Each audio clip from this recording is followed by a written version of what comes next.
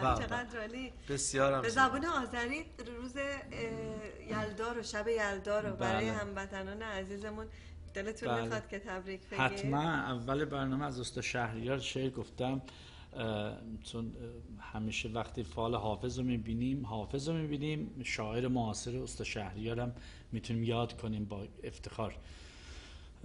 Çillə gecəniz mübarək olsun. İnşallah ki, hər yerdəsiniz. Allah canınızı sağ eləsin. Mən ürəyim sizinlədir və ümidvaram ki, siz İranlıların bir balaca qardaşı, balaca oğlu Amerika konsertlərin yetirəm o mərhələyə ki, deyəl ağa fəqət konserti Azərbaycanı.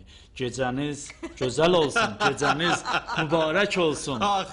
Mən gəlmişəm sizə qonaq, Ceyran mənə bax, bax, maral mənə bax, bax, pişir mənə bir qayğanaq, Ceyran mənə bax, bax, maral mənə bax, bax, xumar aldım, xumar aldım, xumar aldım, xumar.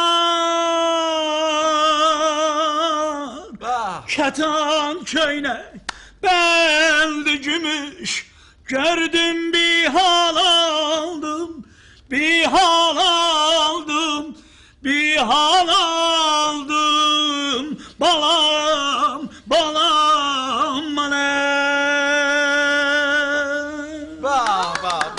انشالله که همیشه سلامت باشی.